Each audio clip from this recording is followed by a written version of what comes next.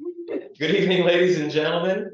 Welcome to the Museum of the Southern Jewish Experience. My name is Kenneth Hoffman. I am the executive director, and I'm so pleased to see you out here tonight to hear a wonderful presentation and to see a wonderful special exhibit.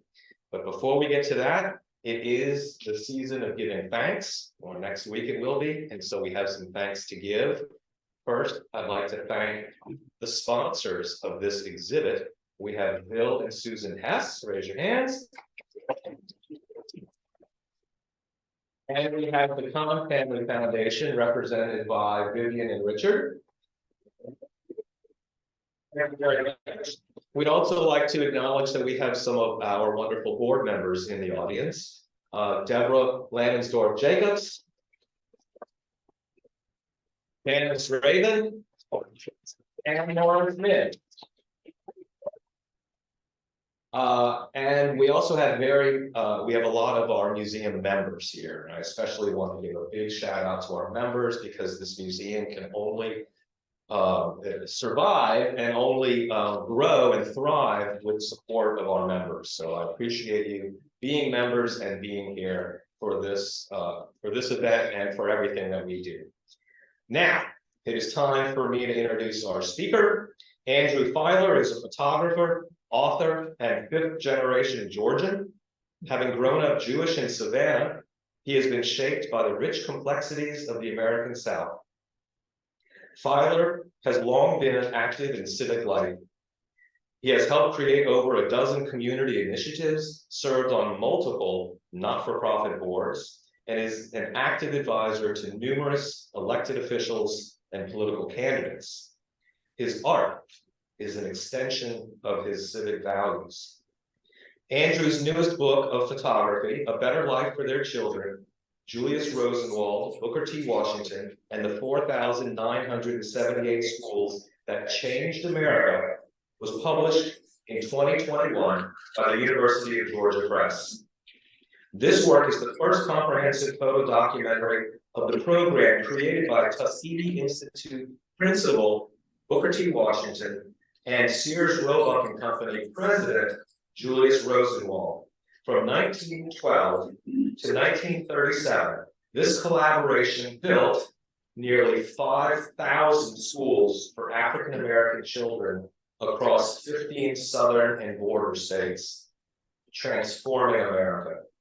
The book has won numerous prizes. Andrew is called upon to speak in numerous places, institutes, museums, etc. We're very pleased to have him here, so please give a warm welcome to Andrew Feiler.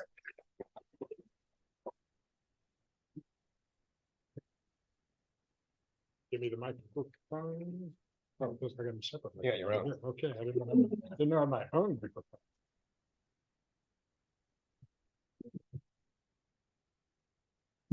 There we go. Okay, it is great to be here. Thank you all, and thank you for everything the people in this room have done to create this museum and to bring it to life here in New Orleans. I have my own connection to the story of Southern Jewish history. You will see in the museum the story of the founding of Israel in 1733, and it took all the way until 1980 for my mother to become the first female president of Israel. So it's a special honor for me to be here and for this work to be here. I'm going to start with two premises. First premise is that the Rosenwald Schools program is one of the most transformative developments in the first half of the 20th century in America. It dramatically reshapes the African-American experience. It dramatically reshapes this nation, and yet it remains hidden history. And its scope and sweep is largely unknown.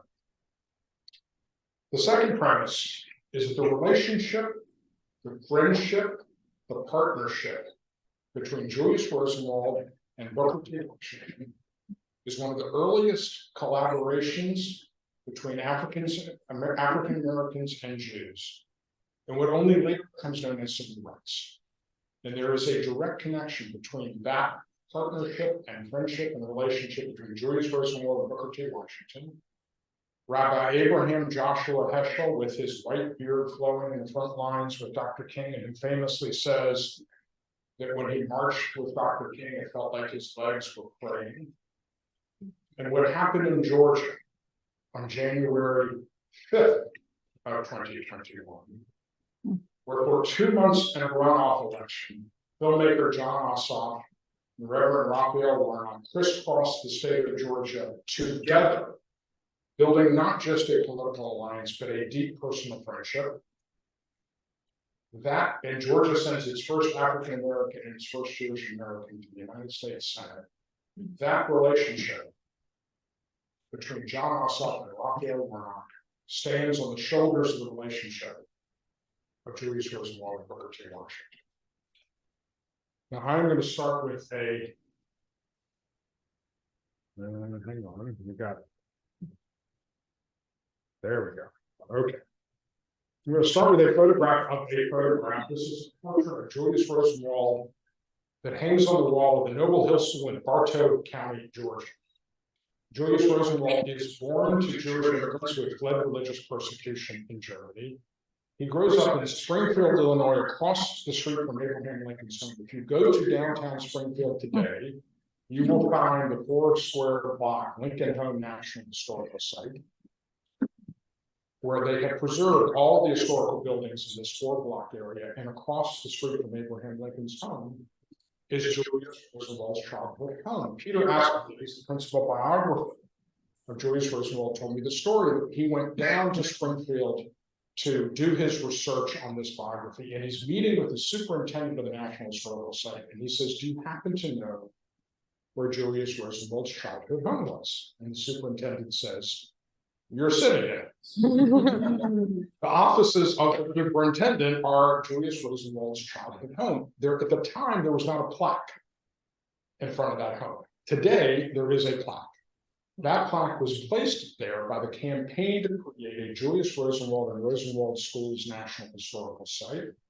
The video that you saw playing in the reception area earlier is from that campaign. I serve on the advisory board of the campaign. And when this happens, the vision of this campaign is a visitor center in Chicago and then Rosenwald schools in each of the 15 states. When this happens, and it will happen, it will become the first component of the U.S. National Park System to honor a Jewish American. So Julius Rosenwald rises to become president of Sears Roebuck and Company. They didn't have the term CEO back then. And with innovations like satisfaction guaranteed or your money back, he turns Sears into the world's largest retailer of its era. And he becomes one of the earliest and greatest philanthropists in American history. And his cause is what only later becomes known as civil rights. And he is motivated by his Judaism. There's a quotation on the wall in the exhibition. I'm going to paraphrase it, where he says, "I believe in America, but I do not see how America can move forward if perfect for people are left behind." This is a portrait of Booker T. Washington that hangs in the president's home of what is now Tuskegee University. Booker T. Washington is born into slavery in Virginia. He attends Hampton College. He becomes an educator, and he's the founding principal of the historically Black college in Alabama, originally known as Tuskegee Institute. This is a rare photograph of the two men together, printed on fabric and sewn into a quilt to commemorate the restoration of the Pine Grove School in Richland County, South Carolina. At the rededication ceremony, former students, former teachers, and their descendants were invited to sign the quilt, and it hangs today in the restored schoolhouse. The image on the cover of my book is the restored classroom in the Pine Grove School, and in the back left-hand corner, you can see this quilt hanging. Now, these two men met in 1911, May 18th, 1911, just over 110 years ago. And you have to remember, 1911 is before the Great Migration, which doesn't begin until later that decade. So 90% of African Americans live in the South. By the end of the Great Migration, which is roughly 1970, 56% of African Americans live in the South. It's one of the largest displacements of people in human history. But in 1911, with 90% of African Americans living in the South, public schools for African Americans are mostly shacks, with a fraction of the funding provided to the education of white children. Many jurisdictions do not even have public schools for African Americans. And in 1912, these two men create this program that becomes known as Rosenwald schools. Julius Rosenwald did not name these Rosenwald schools. That was not the way he operated. He was much more humble than that. They become known as Rosenwald schools. This is a portrait of students and teachers out in front of the Jefferson Jacob School in Jefferson County, Kentucky. They reach out to communities just like this, and they reach out to the African American community, and they say, if you will contribute to a school, and we will count as your contribution cash, land, material, or labor. And if you'll reach out to the school board, the white school board, because we want to be deliberate about creating Black-white dialogue as a vector for future progress, and these have to be public schools. While we welcome the school system's contribution, at a minimum, they have to agree to own, maintain, and staff the school, pay for the teachers. If you do those two things, Julius Rosenwald will make a substantial contribution towards school construction. Now think about this. The African American community has to participate. This is one of the earliest examples of challenge grants in philanthropic history. The white school system has to participate. This is an early example of public-private partnership. Now, I'm going to pause for a second. I want to tell you one story that relates to these photographs. The program begins with a pilot of 6 schools, all close to Tuskegee, where Booker T. Washington and his team can keep an eye out. And Booker T. Washington has photographs just like this, of students and teachers standing proudly in front of their schools, carrying the hopes and dreams of their community. And he sends them to Julius Rosenwald, who writes back that he is so moved, he is committing to expanding the program. And photographs like this continue to be taken throughout the entire history of the program. They become part of the history of the program, part of the visual language of the program. All of my bodies of photography prior to this body of photography have been in color. But because of the role that Black and white photography played in the history of this program, I decided to shoot this entire body of work, not just in black and white, but in the horizontal, because of the linearity of these images and the linearity of the architecture of the schools. So that's the structure of the program. From 1912, when the Lochapoka community in Lee County, Alabama, becomes the first community to raise the matching funds for what will become the first Rosenwald school, until 1937, when President Roosevelt presides over the dedication of the Eleanor Roosevelt School, the last Rosenwald school. The program builds 4,978 schools across 15 southern and border states, and the results are transformative. And I'll talk about transformation in a second, but what I want to pause for a second and talk a little bit about the history, a little bit more about the history of this schoolhouse. My process is very research intensive. I read and shoot and read, and the reading informs the shooting, and the shooting informs the reading. I read about 40 books in the course of doing this project, hundreds of articles. There are 100 Rosenwald schools listed on the National Register of Historic Places. I read 50 of those National Register nomination forms. They are full of information. Back in Atlanta, where we live, my wife and I bought an old building that actually happens to have its own history in progressive movements, the early progressive movement in the South, helping to overturn the process of convict leasing in the South. I knew how valuable these National Register nomination forms were because I've written one. And the story I'm about to tell you comes from the National Register nomination form from this schoolhouse. In 1929, Franklin Roosevelt, not yet president, calls up the Rosenwald Fund and says, we need more Rosenwald schools in Marietta County. Well, it's 1929. The recession is set in. The white school system is unable to make its contribution, but the Black community is unable to make their contribution, and so the idea languishes. 1937, President Roosevelt calls up Edwin Embry, who's running the Rosenwald Fund, and says, okay, now I'm ready for another school in Marietta County.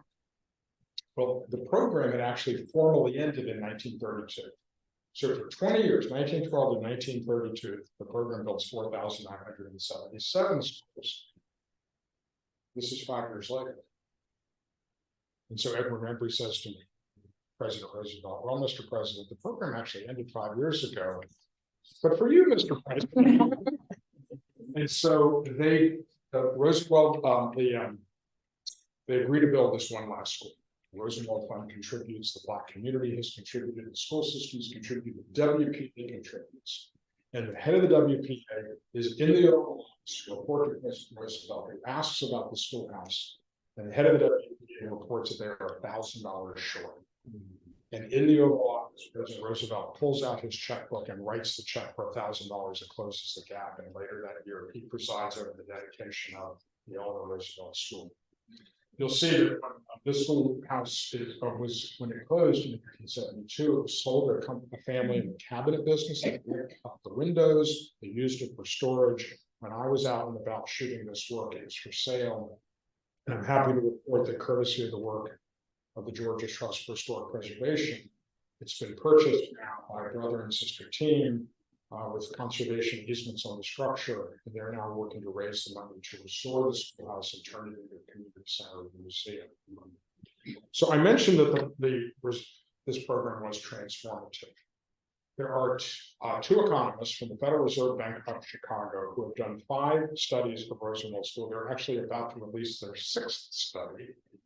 And what their data shows is that prior to World War I, there was a large and persistent Black-white education gap in the South. That gap closes precipitously between World War I and World War II. And the single greatest driver of that achievement, and it is an achievement, is Rosenwald schools. In addition, many of the leaders and foot soldiers of the civil rights movement to come through these schools. Medgar Evers, Maya Angelou, multiple members of the Little Rock Nine and Great Little Rock Central High, and Congressman John Lewis all went to Rosenwald schools. As I mentioned, I grew up in Savannah, Georgia. I left the South after high school and went bouncing around the world for 15 years before deciding it was safe to come back to the South. I moved back to Atlanta in 1995, and for 25 years, I was a constituent of Congressman Lewis. And so I reached out to Congressman Lewis to ask if he would write the introduction to this book. And he said, I'm not sure I'm comfortable writing the history of Rosenwald schools. I just know I went to school. I said, Congressman, I will have an essay in this book. There will be 2 essays in this book by prominent African-American preservationists. We will have the history covered. What I want you to do is what only you can do. Bring us into that classroom. What was it like to go to school there? What role did education play in your life? And he said, I can do that.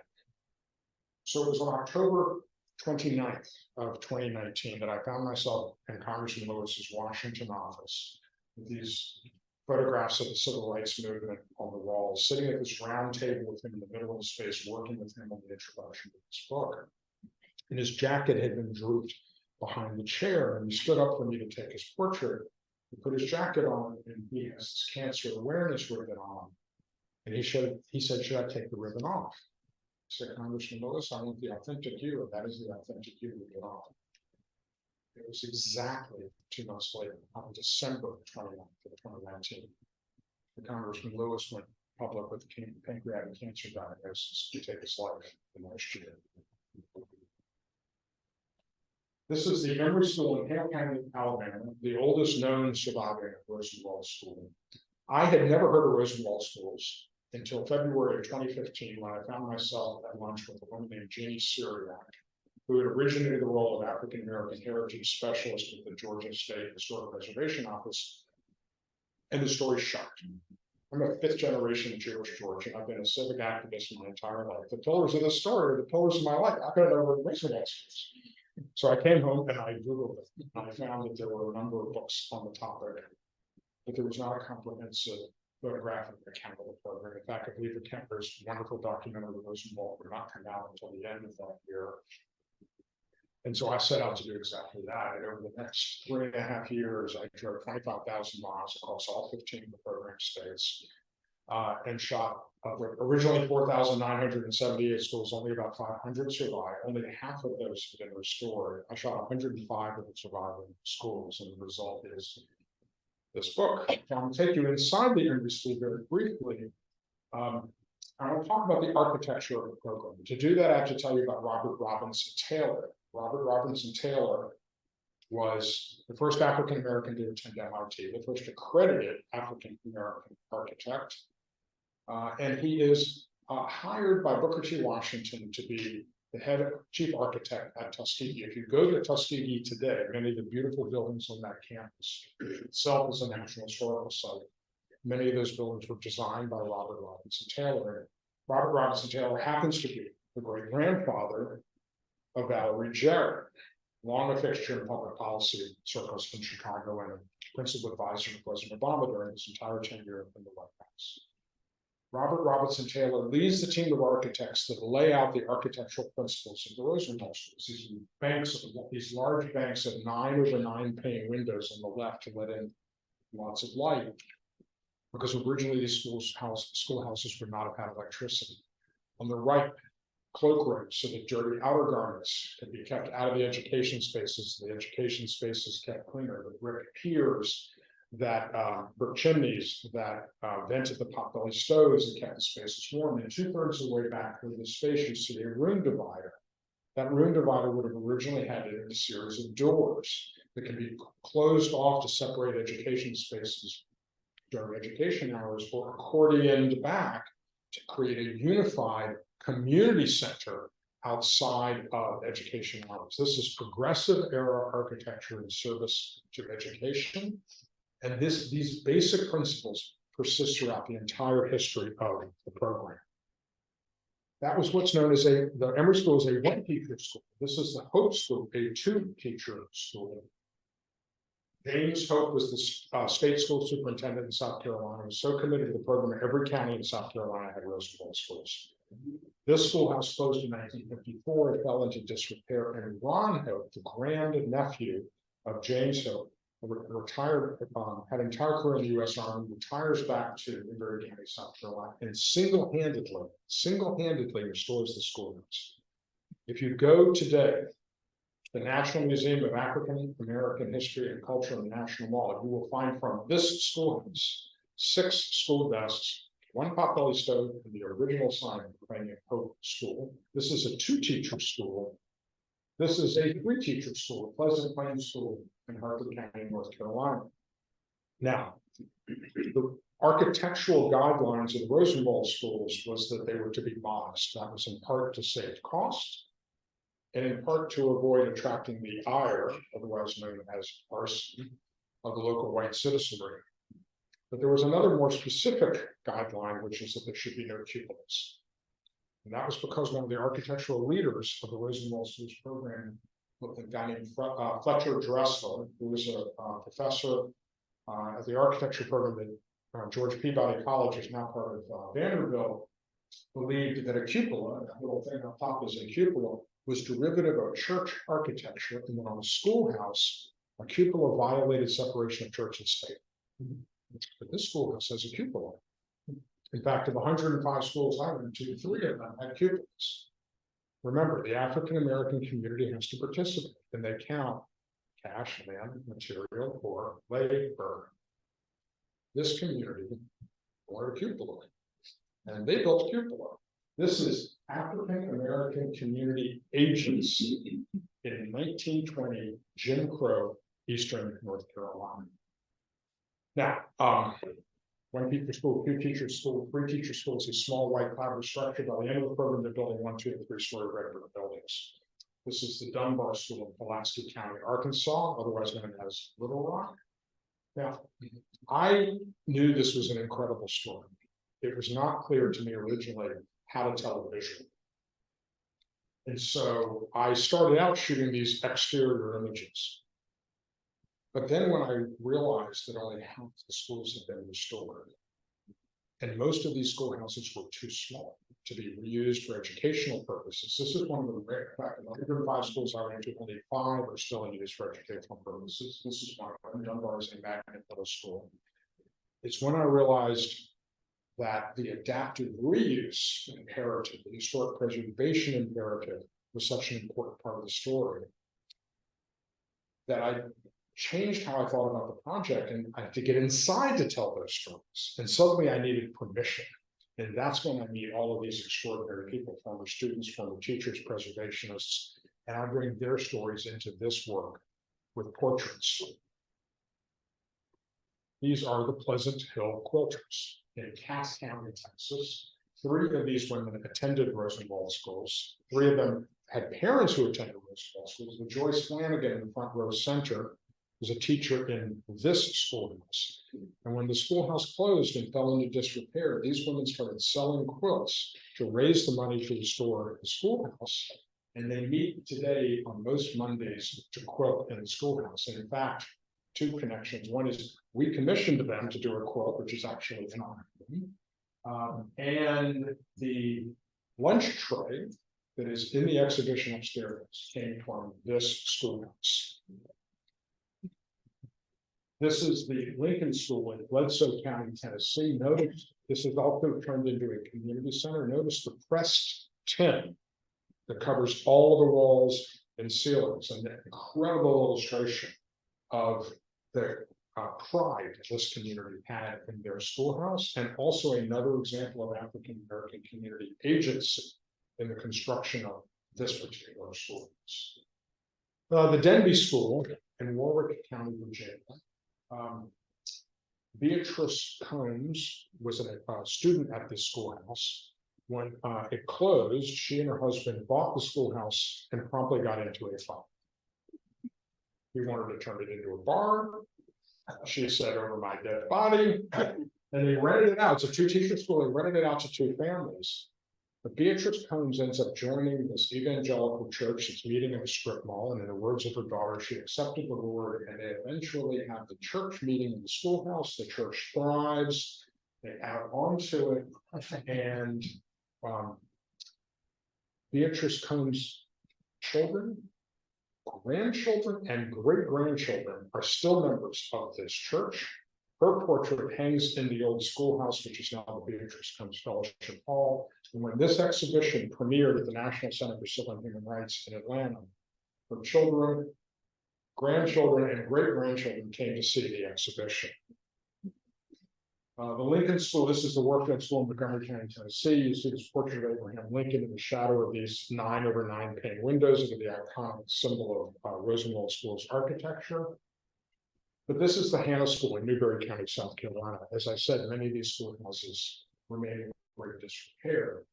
This is across the street from the Hannah AME Church, the namesake of the school. The church's graveyard has grown up around the schoolhouse, and in a kind of detail you can never make up. The schoolhouse rises on Deadfall Road.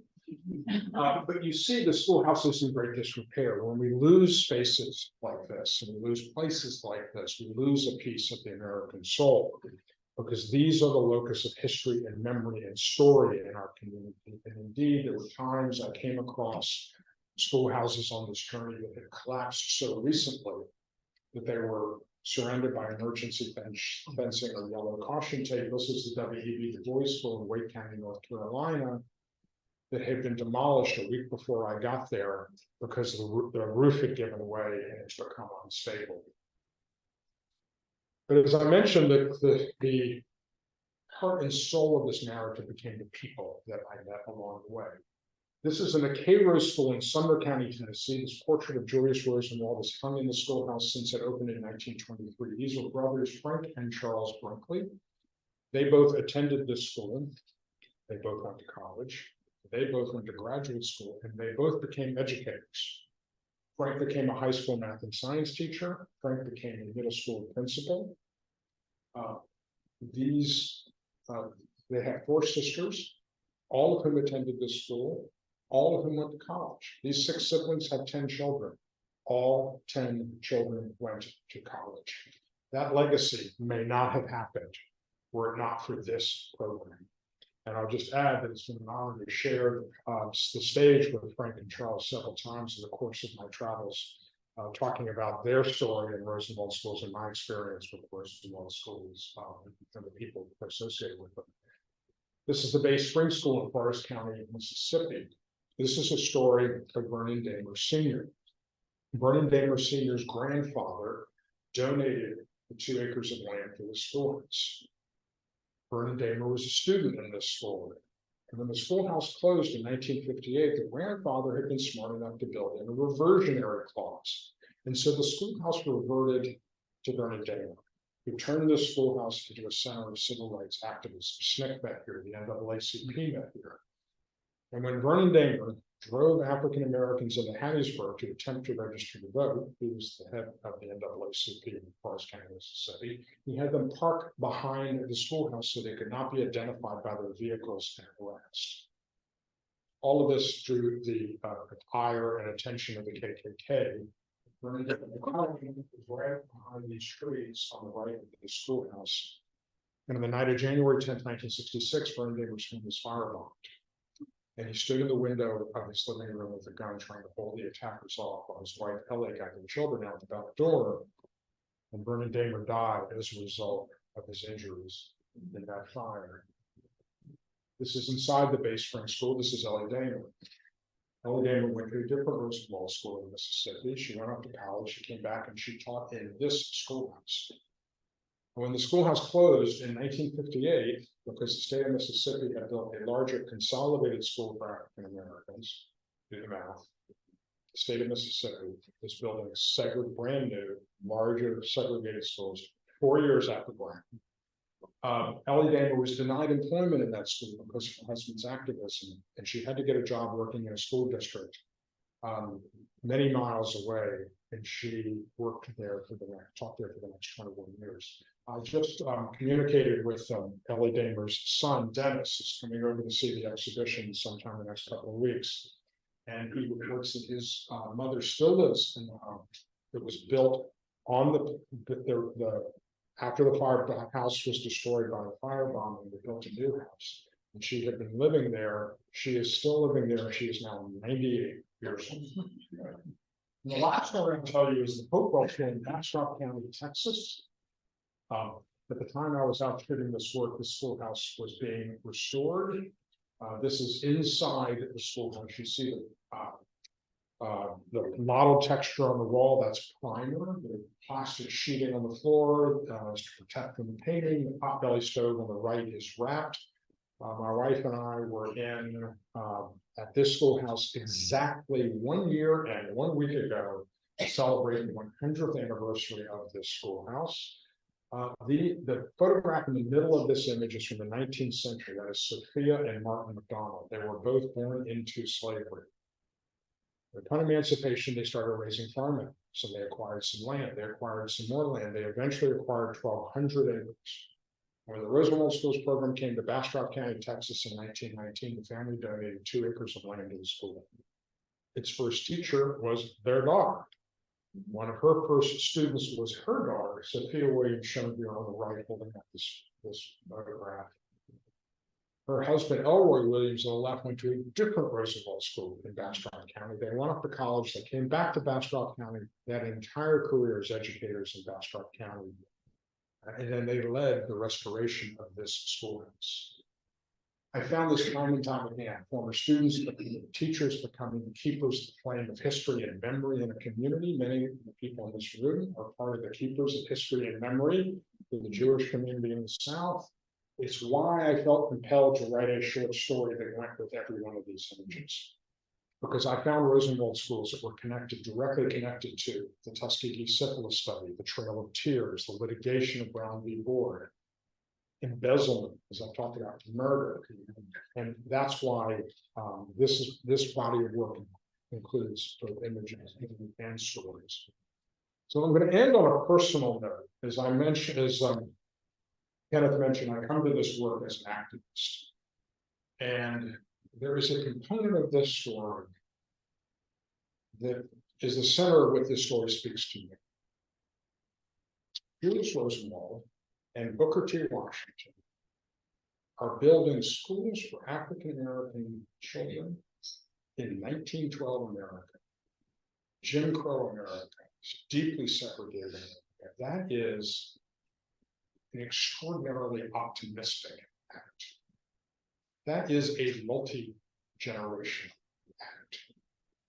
And as somebody who believes in being involved in community, I find great power in this combination of optimism and long-term thinking. And indeed, this was the center of how Congressman Lewis would talk about his activism. He would say with great frequency, be hopeful, be optimistic. Our work is not the work of a day, a week, a month, or a year. It is the work of a lifetime. So I'll close this portion of our conversation this evening with a refrain from Congressman Lewis. Be optimistic, think long term, and make good in trouble. Thank you all very much.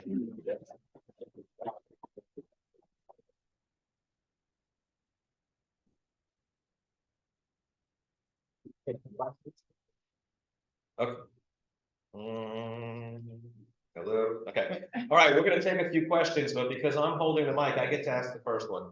And thank you. This is wonderful. You started off by saying that Julius Rosenwald's activism or his philanthropy was informed by his Judaism, and I know that he wasn't a particularly pious or observant Jew. But what can you tell us about Mr. Rosenwald? And we happen to have a Rosenwald relative in the audience with us, which is wonderful. What can you tell us about his life and his Judaism and how that informed his philanthropy?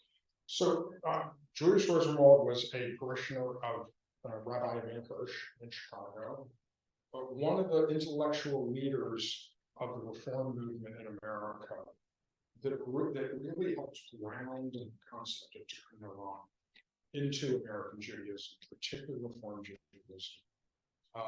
And so he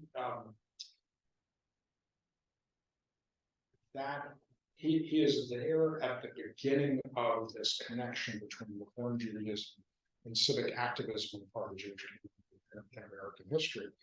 And I think his engagement with in 1910, he's close friends with Sachs of Goldman Sachs, and Sachs gives him two books. One is Booker T. Washington's Up from Slavery, and the other is the biography of the person who was the head of Southern Railway, who was a philanthropist. Julius Rosenwald brings these two ideas together. And late in 1910, before he has met Booker T. Washington, he's approached by the leadership of the YMCA in Chicago and asked if he will contribute to the YMCA.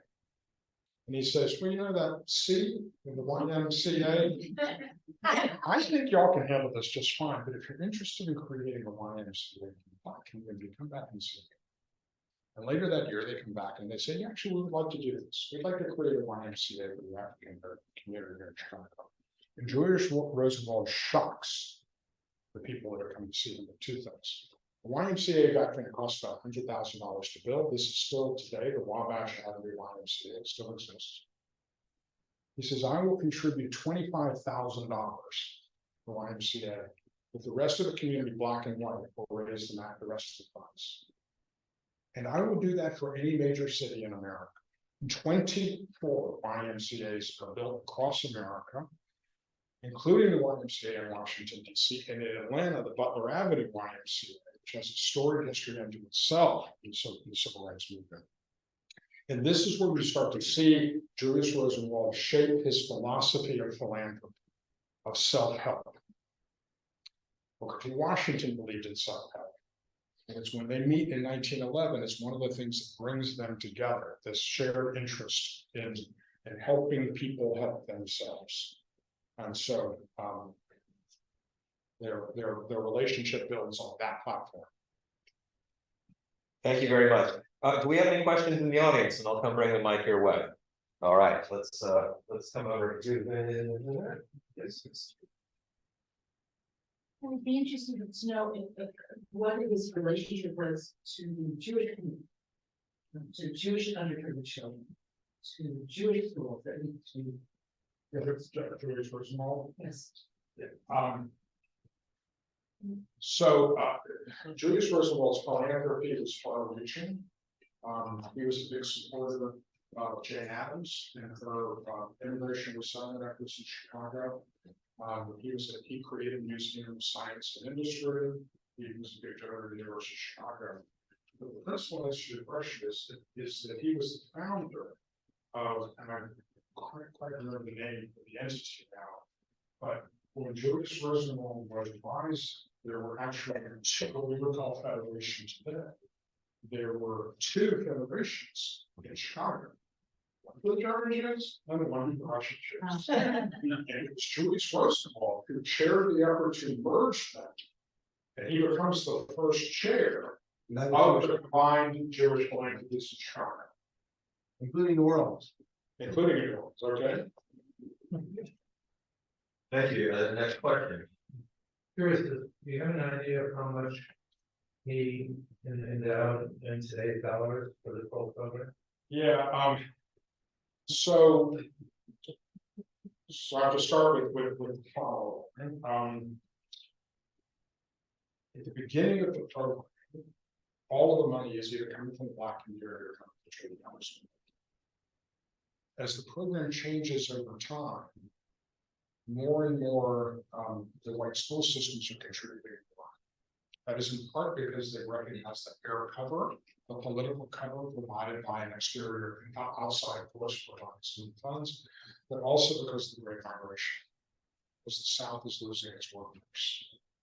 In order to retain the workforce, the white leadership understands that it has to provide better educational opportunities for the children. And so by the end of the program, 64% of the funds have come from the white school system. Julius Rosenwald's funds end up being 15% of the total funds. The Black community provided 17% of the funds, and it was like a 4% piece left that came from white folks. And so it's actually this extraordinarily creative incentive structure that was in itself incredibly successful. The total amount of money, I'm doing this on top of my head, the total amount of money I believe was $28 million. I think Julius Rosenwald's contribution is about 4.8. In today's dollars, the program would basically be about a $400 million program, and Rosenwald's contribution would be worth about $60 million. All right, we have time for one. Is there one more question, or are there any more questions? Yes. Could you just speak to why there were so many? Yeah, that's a good question. So you notice that most of these schoolhouses are small. That is because the African American community is not afforded school buses. So they have to walk to these schools. So they serve a relatively small area.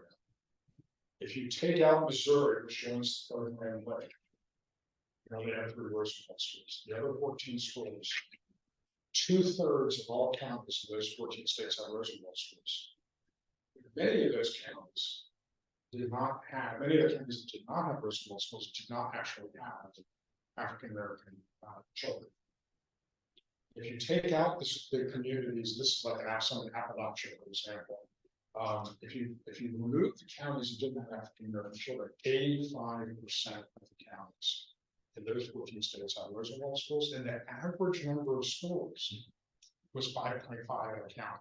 And that speaks to that there are counties that have 20, 34, it's actually one county of Rosenwald schools. That's because of the fact that they had to walk to these schoolhouses and so it can only serve certain needs. All right. Thank you once again. A round of applause for Andy. Thank you so much. Thank you all for coming to this presentation and this exhibit opening. The exhibit, A Better Life for Their Children, will be here at the Museum of the Southern Jewish Experience up through April 21st. We have a full slate of public programs that are being planned, as well as a special field trip for area schools or any schools that can make it this way. So if you know teachers, if you know principals at local schools or area schools, tell them about this exhibit, tell them that we have a wonderful field trip for their students to come and learn this unknown history. There will be a recording of this program on our YouTube channel in the coming days. If you want to get notified of that, you should join our newsletter, the Southern Schmooze. We can tell you how to do that. It's very simple to sign up for it, and you will get notification of when this program is available and all of the special programming attached to this exhibit. Thank you so much. We invite you to go back upstairs and spend some more time in the exhibit, or go into our museum store where Andrew will be signing his wonderful, beautiful book that you should all buy. Thank you very much. Good night.